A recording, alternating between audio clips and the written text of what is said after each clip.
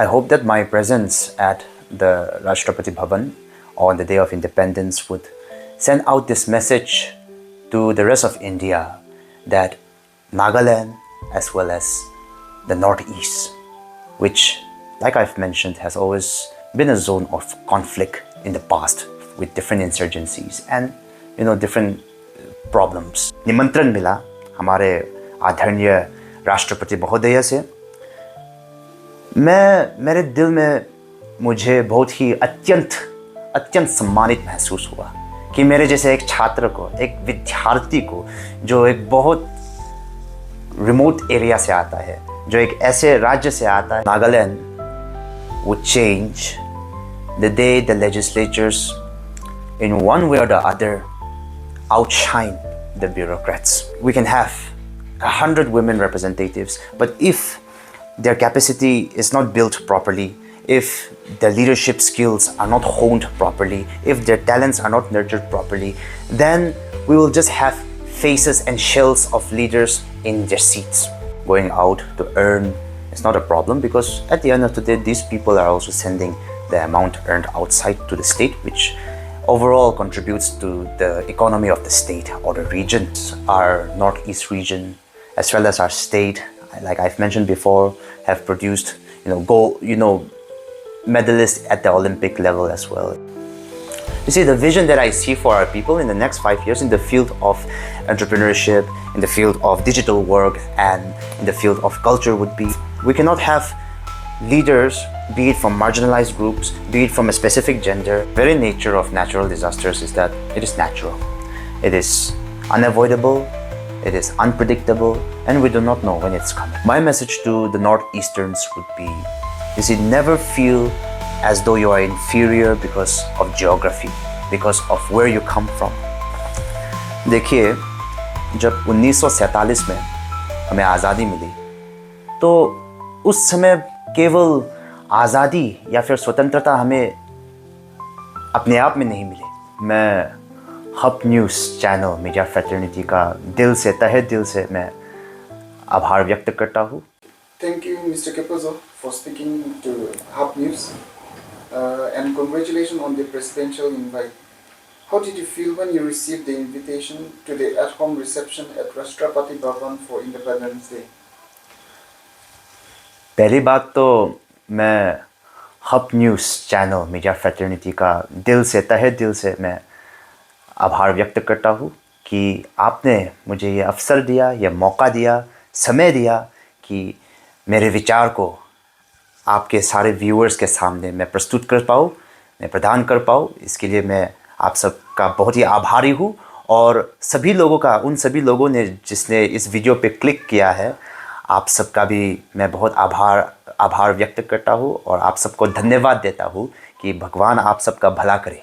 हाँ, तो जब मुझे ये निमंत्रण मिला हमारे आदरणीय राष्ट्रपति महोदय से, मेरे दिल में मुझे बहुत ही अत्यंत सम्मानित महसूस हुआ कि मेरे जैसे एक छात्र को, एक विद्यार्थी को, जो एक बहुत रिमोट एरिया से आता है, जो एक ऐसे राज्य से आता है जो अपना बॉर्डर म्यांमार के साथ शेयर करता है, तो मुझे बहुत ज़्यादा अत्यंत सम्मानित महसूस हुआ, और मैं बहुत ज़्यादा आभारी हूँ हमारे आदरणीय राष्ट्रपति महोदय के प्रति और हमारे आदरणीय प्रधानमंत्री जी और भारत सरकार के प्रति कि उन्होंने मुझे ये इतना काबिल समझा कि वो मुझे निमंत्रण दे सके स्वतंत्रता दिवस उसके समारोह में हिस्सा लेने के लिए, उसमें शामिल होने के लिए। तो आप सबको मेरा धन्यवाद। The first feeling, and the feeling that I'm having in my heart as well right now, because God has been merciful, God has been gracious, and I'm grateful to all the mentors, all my friends, especially my parents, and all the well-wishers who have been with me in this journey. And this feeling of gratitude, it extends to our people as well, to our Naga people who have been very supportive of me, who have always encouraged me in all the leadership roles and spotlights and the limelights that I've gone through. So yeah, I'm feeling grateful. Thank you. what does it mean to you personally and to the youth of Nagaland and the Northeast to be recognized at the national level like this? It means a lot to me in a sense that I am now starting to see that faith in God, hard work, dedication, facing your failures, and doing course correction when you go wrong, it is paying off. It is showing me that God has been answering my prayers, has been listening to my prayers, and in His divine timing, He is opening up doors for me. And for the people of Northeast as well as our state, I hope that it also sends this message that our people, our region does not lack in talents, does not lack in potential. And so when one person is amplified by people from Delhi, by important big time people from Delhi, then it sends off a message, and I hope it sends off a message to everyone watching, especially the young people from our state and our region, that your talents, if nurtured well, your skills, if honed properly, then it can definitely land you on a national platform or even international platform, because our people have always been, very, high with the zeal to be able to achieve. Now, there are several factors which are holding us back, and I hope that our people are able to address, our leaders are able to address those factors and are able to uplift our people. You won the Best Responder Award at Viksit Bharat Youth Parliament 2026, representing Nagaland as Minister of Social Justice and Empowerment. What was the most important thing you learned from that platform? The most important aspect of the entire journey, the entire event and the competition was that I learned that leadership is about listening. Leadership is about coming to a consensus, having fact-based policy making, and being able to take the heat. Because in that competition, everyone is in this mindset of a cutthroat competition.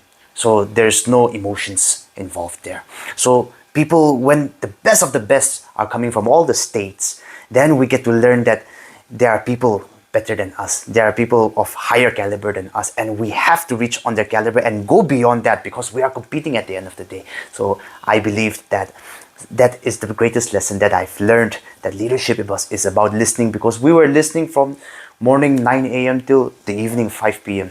Different types of thoughts, different types of perspective, 3 winners from all the states and the union territories. And so because of that, all the 3 of them from each state and each union territory spoke. So it put this, this thing in our head that we have to listen. We have to listen to understand. We have to listen when it's uncomfortable. We have to listen when it goes against our own values and principles as well. So it gives us that patience, and that is a big lesson that I've learned at the national level. You spoke strongly on women's reservation and capacity building. How can we ensure women from Nagaland and the Northeast get real leadership opportunities beyond quotas? You see, reservation in itself, in order to provide social justice, is good. But leadership, it goes beyond representation. That is also something that I emphasized on, because it could become tokenistic in nature. Tokenistic in a sense, it could become namesake. We cannot have leaders, be it from marginalized groups, be it from a specific gender, be it from SC, ST communities, and if we just have them there to be seated on the seat and govern the society, govern the state, then without leadership skills, without capacity building, that emerges as a problem, in a sense that they will not be acquired with the proper skills, acquired with the proper leadership talents, which is necessary to be nurtured at the grassroots level. We can have 100 women representatives, but if their capacity is not built properly, if their leadership skills are not honed properly, if their talents are not nurtured properly, then we will just have faces and shells of leaders in their seats. Now that's where the problem starts, because beyond gender, we already have so many representatives all over the nation who are just there for the sake of being there, or who had certain factors favoring them during elections, and ultimate loser is the public. The public is the one that suffers when such type of leaders enter the legislative assembly or enter the parliament. So I'm not discrediting the good ones. I'm not discrediting the ones with the vision. So why I emphasized on that is because representation, leadership, it has to go beyond representation. And how can we, nurture leadership and capacity building at every level is that it starts with the family. It starts within the four walls of the family. It starts with the churches. It starts with the communities. And we cannot always be with the attitude that the government will come and fix everything for us, because it is us. We call it democracy because we participate in electing our leaders, and we have to participate, and we have to be to coordinate and cooperate with the government whenever necessary and whenever they are trying to implement a policy, so that the policy becomes a success. And just like that, women reservation, women leadership, this has been discussed about multiple times, not only in the parliament but also in different platforms, even including our education, which emphasizes a lot on women empowerment nowadays. So instead of just discussing about it, instead of just making people aware about it, we have to let them be aware, and we have to let them participate in nurturing women talents and in creating an environment where women, where young girls, even at the educational level,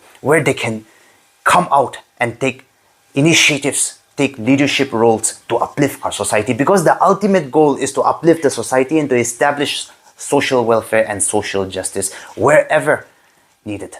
This has huge youth potentials.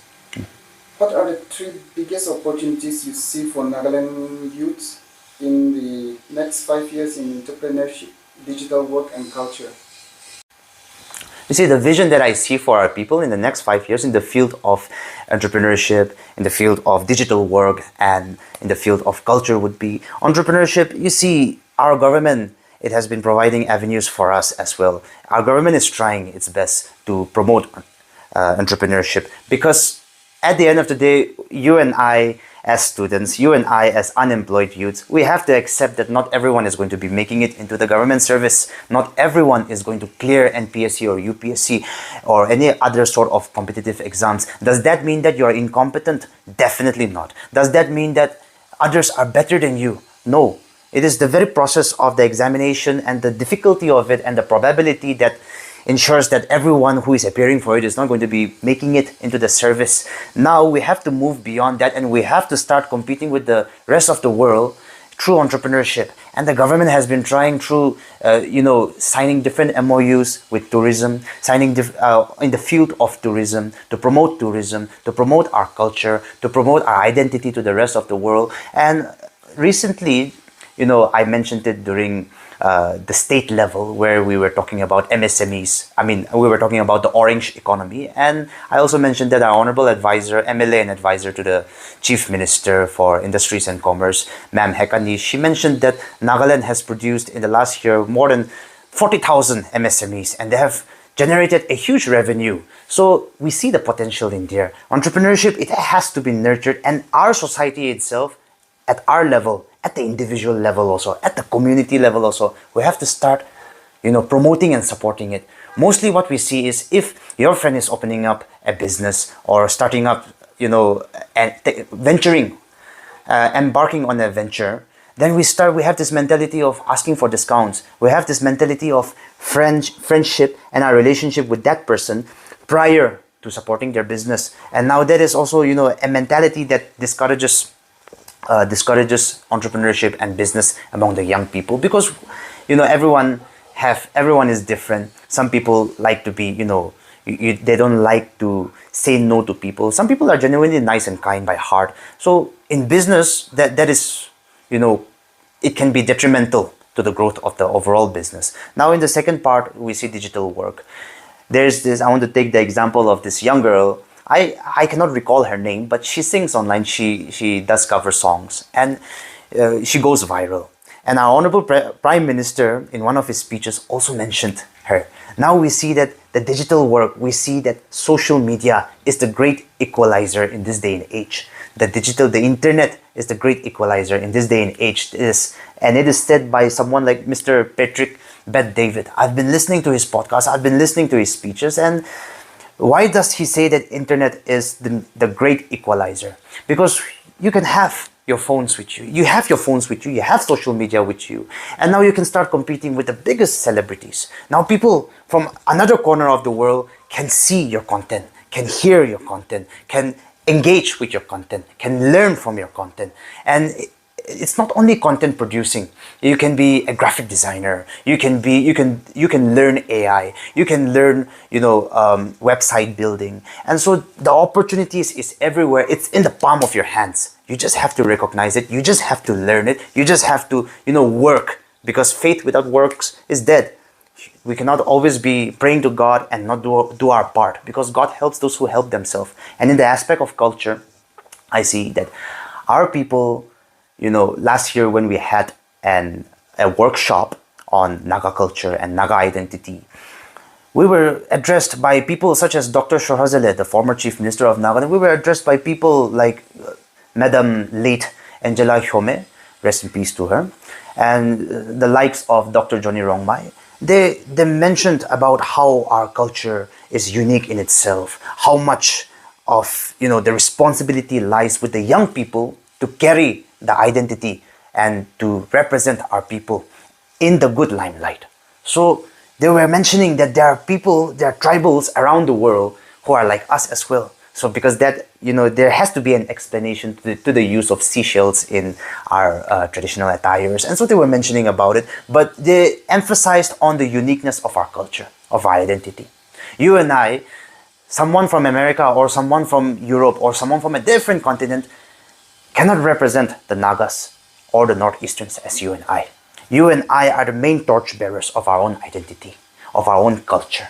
And when that culture and when that identity is monetized in a good way, where it represents, the culture, it represents the language, the history, and the traditions that our people hold, and you are able to make a living out of it, you are able to help the society out of it, you are able to represent our people out of it, more people get to know about our culture through your products. It can be as simple as a necklace, it can be as simple as a ring, it can be as simple as, even a wristband that represents our culture, and you can make money off of it. You can, help people off of it. So the idea is there, the potential is there, and so our people have to recognize it, and our people have to move forward, beyond government jobs. And the government also, it has been helping, but there can be improvements as well, and our people should cooperate with the government.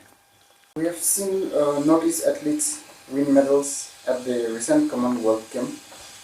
A young Naga footballer from Konya community is also making news.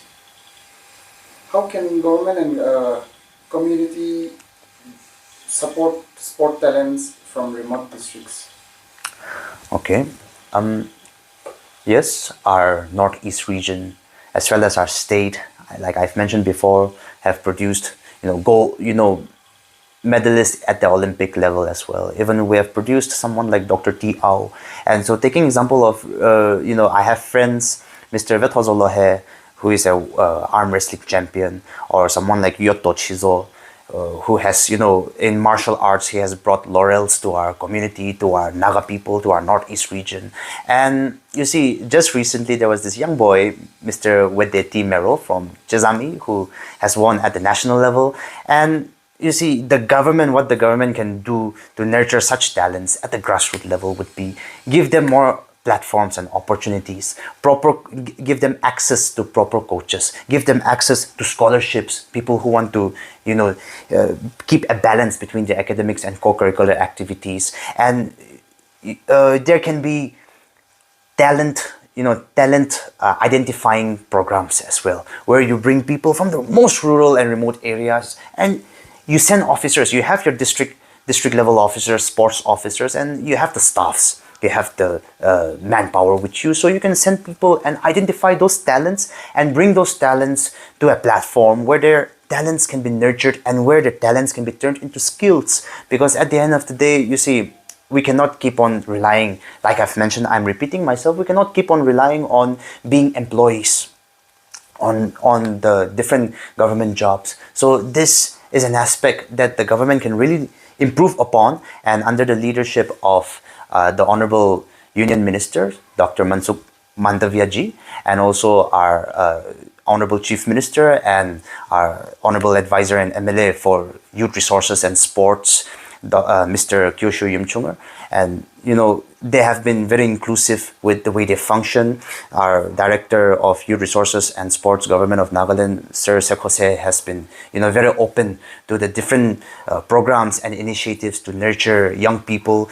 Because I myself, working with different organizations, have approached the department in order to host some programs, be it sports related or be it youth-centric related, and they have always been very open to helping in any capacity that they can. And so our public also need to understand that the department is there, the government is there, the ministry is there. They want to extend the help, but our society also have to change our perspective towards sports, our perspective towards how we look at people who are good in sports or people who have talents in sports. And we have to be more encouraging. We have to uplift them more. We have to teach them, if necessary, teach them and show them, make them aware, apprise them of the different opportunities that are available for them and guide them. Because many of these people in the rural areas, they're not aware of the opportunities that are just there for them. So I believe that the responsibility lies not only on the government but also on the public and within the four walls of the family. Many educated youth from the Northeast still migrate for job. What policy changes or local initiatives are needed to create meaningful opportunities at home? You see, migration in itself is not a problem. Going out to earn is not a problem, because at the end of the day, these people are also sending the amount earned outside to the state, which overall contributes to the economy of the state or the region. The problem arises when the young people see that there is lack of opportunities or no opportunities, and they have no option but to migrate to other states, but to migrate to other regions in order to make a living, in order to help their families. So our society and our government, what we can do is, like I've mentioned, our people for so many years, because of the conflict, Northeast has been a region of different insurgencies and different conflicts. And so our people have not been exposed to what business, to what entrepreneurship can bring about, to what trade and commerce can bring to a region, to the people, to the society. And so we have become very dependent on relying on jobs, on relying on people giving us helping hands. And this is not only the problem of one generation, but it has been passed down for several generations. And we have to get out of this mentality, the mindset that only a job can liberate you financially, that only a job can give you a proper position in life or in society. Because our constitution says it very clearly that there should be, provisions for social mobility and economic mobility within the society. You can be a farmer's son and you can become an IAS officer. You can be a farmer's son and you can become the big-time businessman or a businesswoman.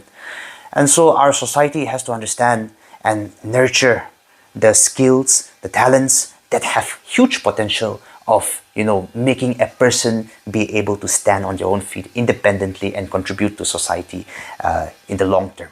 The President's at-home reception brings together achievers from across India. What message does your presence send about Nagaland and Northeast youth in nation building?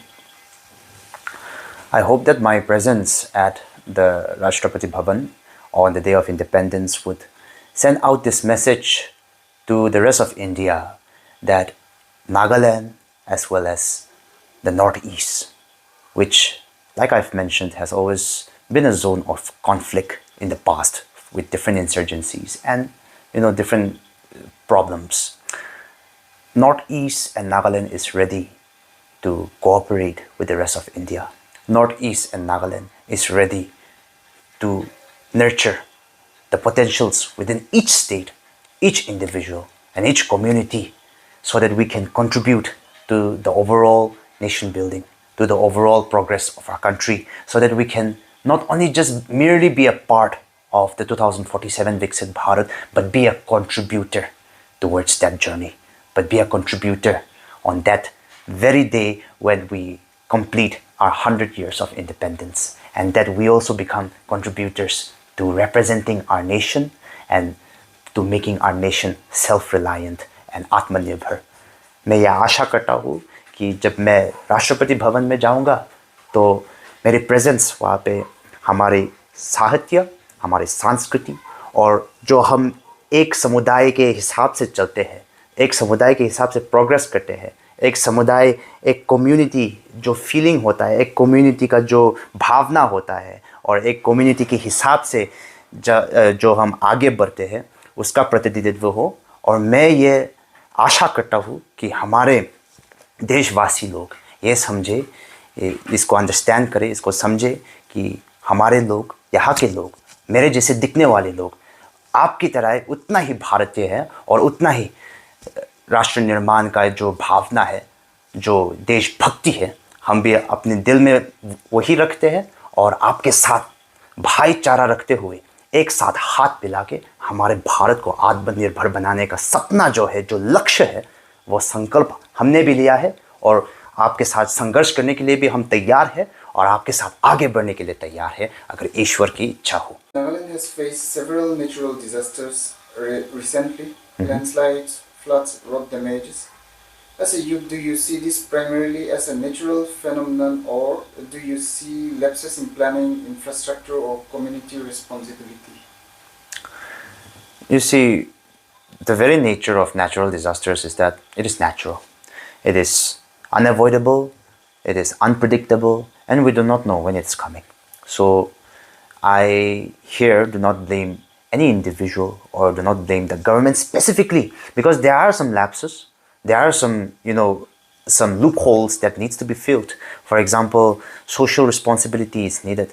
Responsibility on both the public as well as the government side, because like our place is a disaster prone area, our state, our region, and our people, although they are aware of what the different types of disasters might occur in our region, we are not prepared enough. We take it for granted when the government takes initiatives to give us awareness on it. Different types of awareness programs and workshops and even trainings are given by the NSDMA Home Department for making the public the first responders during disasters. And our people have to understand that directives are given by the government in the way that they build their houses as well, in the architecture of the houses. Now look at a place like Kohima. Look at a place, an urban town like, let's say, Mogokchung.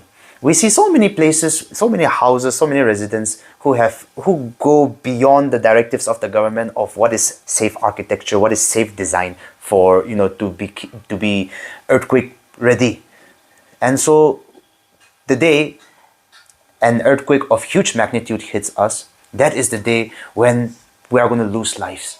That is the day when we are going to face this drastic and this dramatic loss of lives and loss of property. And so as public, we cannot always keep on blaming the government, but at the same time not cooperating and coordinating with them when we are asked to, just for our safety. And the government on their part also, they have to level up the technologies that are being used, that they are using for making stronger infrastructure. For example, recently I attended this workshop where the Joint Chief Executive Officer of NSDMA was mentioning that they are going to be coming up with a supercomputer for that of Nagaland, and it's going to be the first in the region and the nation as well. So when such type of initiatives are being taken, when the works are under process, and we have to be patient with them, we have to at the same time not take it for granted that they are trying to apprise us and make us aware of the safety procedures and the measures that we can take. At the same time,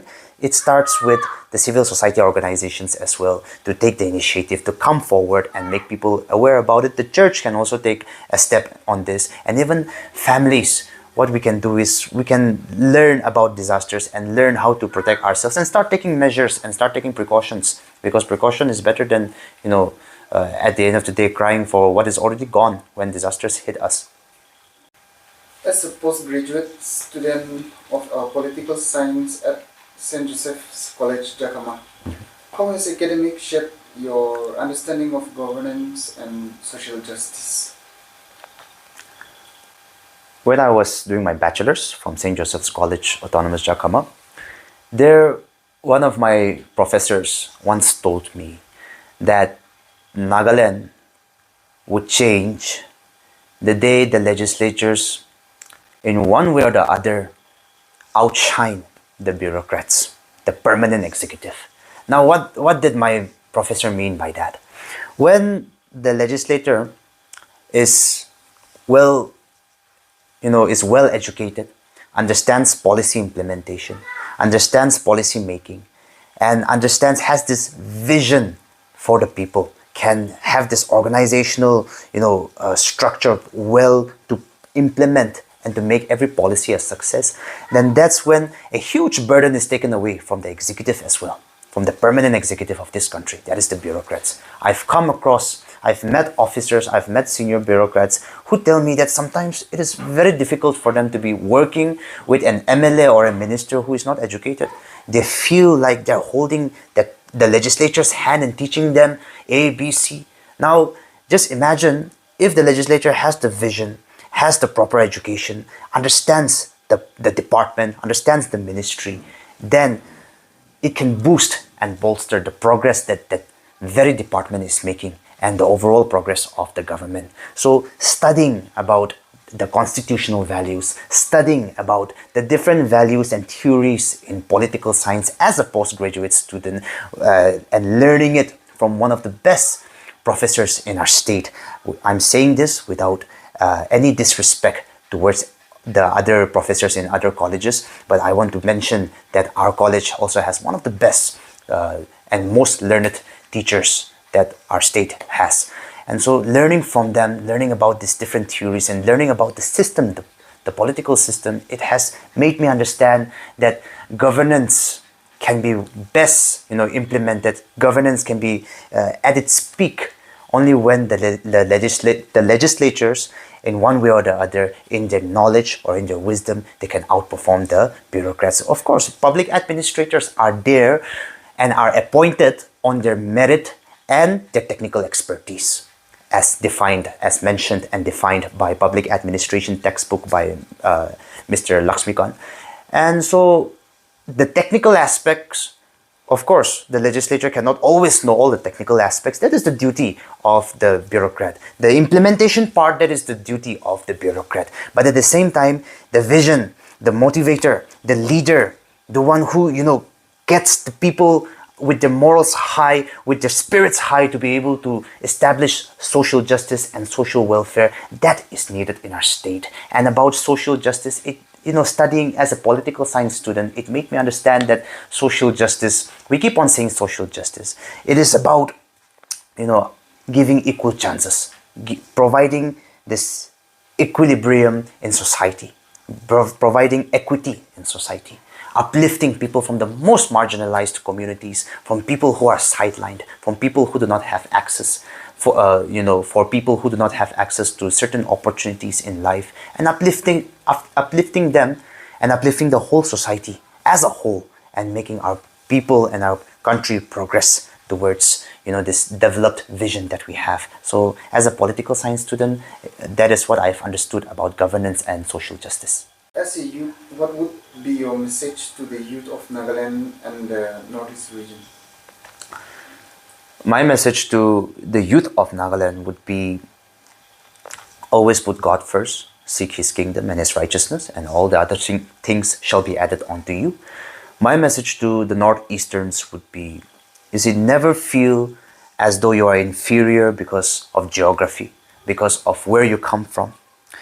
I've had the opportunity and the privilege and the blessing of representing our people at the national level 3 times. And there I have noticed that people from other states, they're much more smarter than us. Their caliber is different, their intelligence is different. But at the same time, when you meet people like that, when you see people like that online or nowadays on social media, you should not feel inferior. You should not feel that you can never be like them. The skills that you have, the talents that you have, nurture them, hone them. The environment that you have with you, if you feel and you believe that it is not right, that it is, suppressive in nature, that it is oppressive in nature, then stand for what is right. Be bold enough. Be bold enough to stand for what is right for you and what is right for the society. That is one message that I would like to share to the youths of Nagaland as well as the youths of the Northeast. Independence Day is about freedom and responsibility. What does Viksit Bharat 2047 mean to you as a young Naga? And what role should Nagaland play in that vision? देखिए, जब 1947 में हमें आज़ादी मिली तो उस समय केवल आज़ादी या फिर स्वतंत्रता हमें अपने आप में नहीं मिली।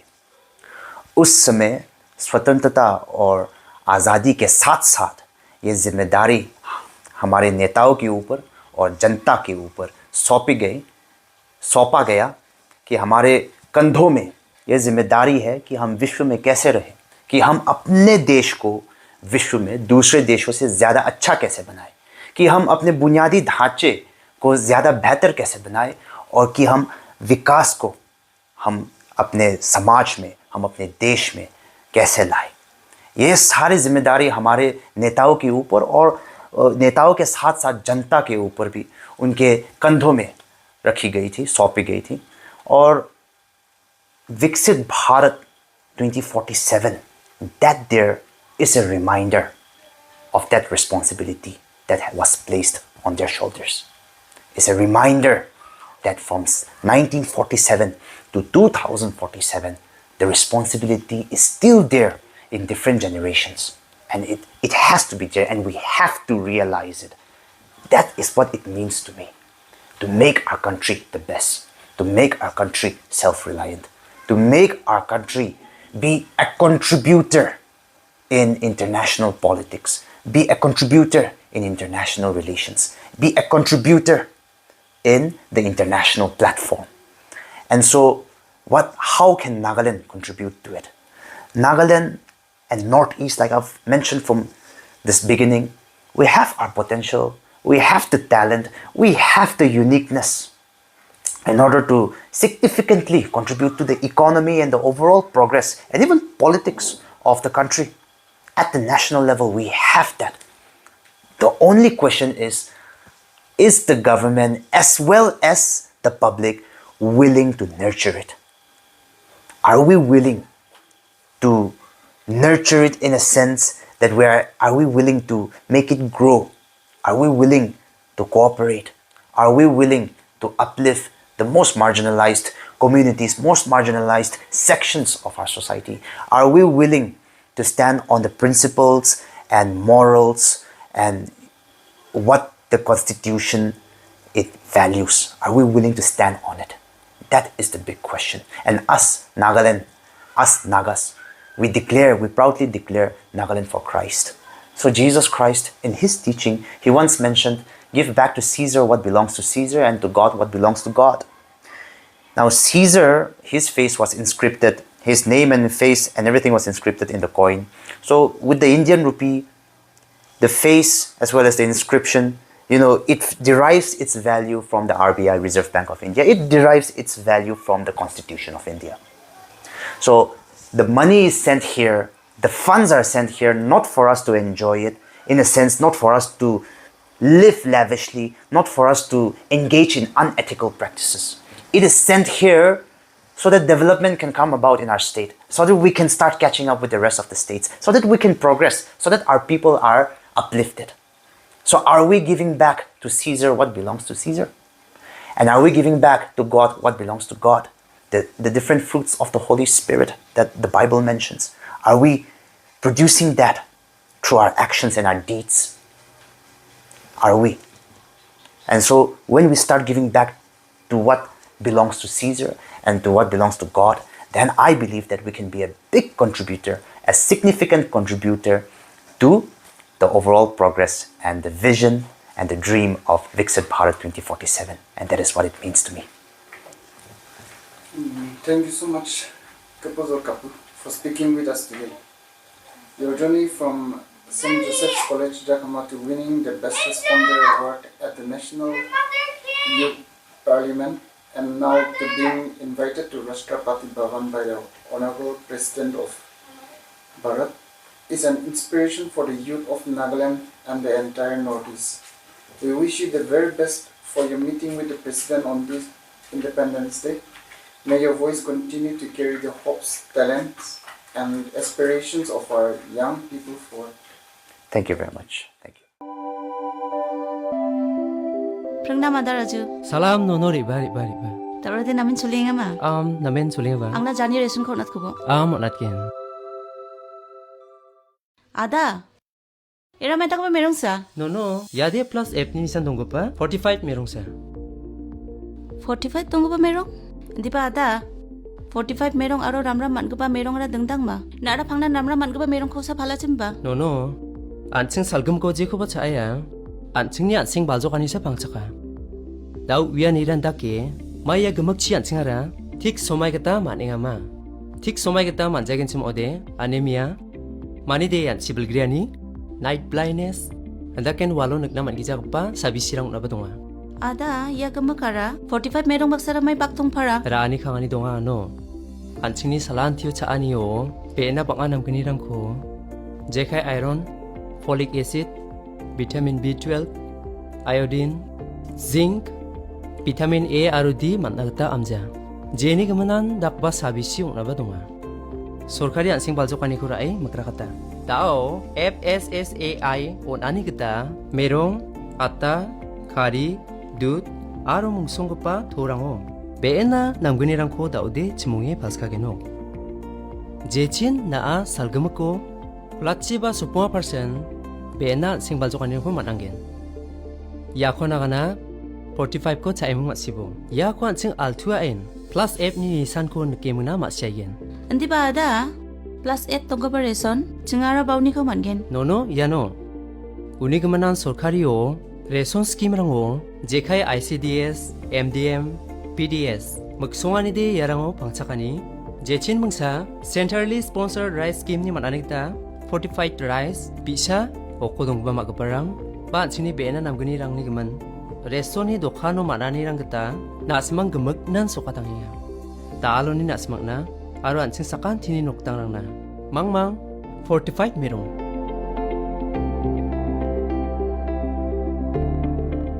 Katade nangnin kake donga ada. Yakho uwiatengpa Commissionerate of Food Safety Meghalaya.